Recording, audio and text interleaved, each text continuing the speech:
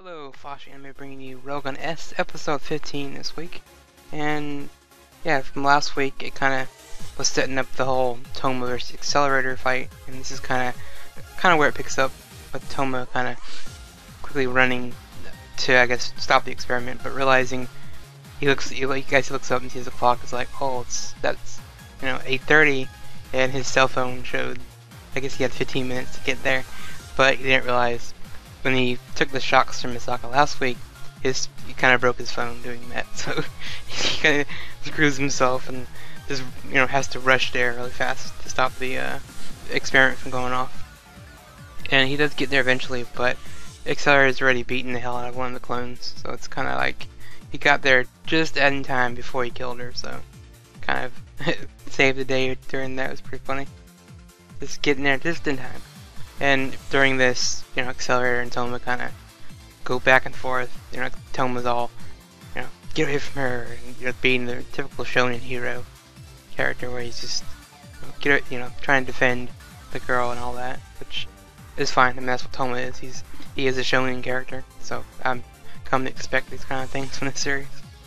And that's kind of what happens in Index.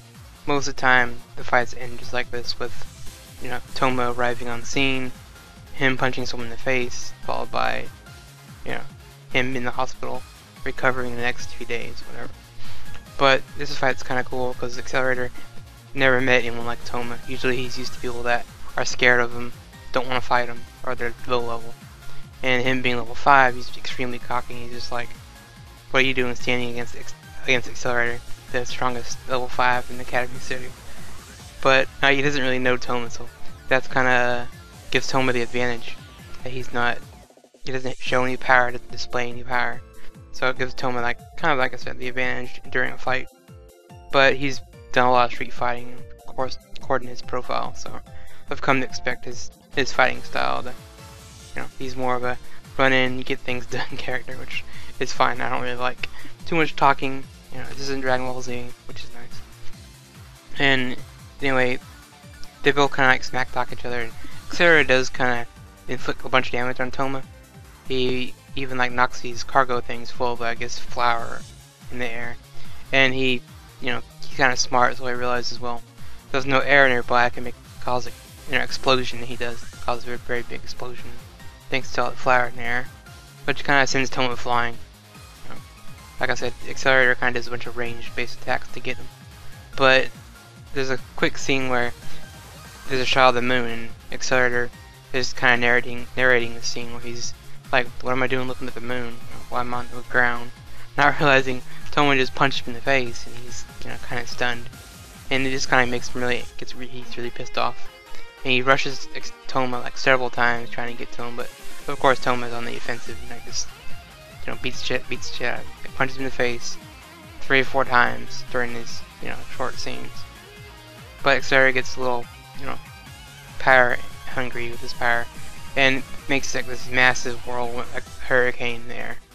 He's to create some kind of like plasma bomb or plasma thing. It was weird. I don't know really how to describe it, other than him just using all his power to create a bomb that could blow up the whole, I guess, not the entire city, but half of it. Because Misaka, she finally does arrive. She picks herself up, and she arrives to witness the massive hurricane, and Toma flying to the ground after being thrown by this hurricane. And she's kind of shocked, and because she sees him laying on the ground like a pool of blood, so he's kind of face first on the ground, not really moving. So she kind of freaks out, and given because he's doing this for her, so she obviously feels bad that he might get killed. But anyway, she runs in time, talks to her clone, and both of them set up this master plan to have the other clones in town stop these, I guess they have these turbines in the city, and they spin it in reverse, which kind of pulls from the airflow that Accelerator is doing, and messes up his bomb. So, but Misaka kind of saw an expression on his face where he's just like, I don't care anymore. I'm beaten, and I'm going all out for a final attack. But the clones kind of stop him, and he's kind of forced to just stop the bomb and do something else. And that's kind of where the episode ends, kind of a standoff with Misaka standing in front of her clone because Accelerator wants to kill the clone badly because obviously it messed his plan up. He doesn't like that. So that kind of pissed him off. And a few side notes to mention. Just the voice actor for Accelerator, he does some pretty crazy stuff with this week. Like this weird voodoo chant thing he does when he's laying on the ground making this bomb. I'm like, okay. Almost like he's speaking in tongues or whatever. It was pretty weird. But Accelerator, he's always been known for his screams and his shouts he always does during a fight.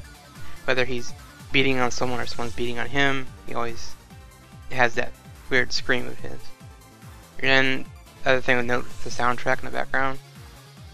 It's pretty cool what they're doing.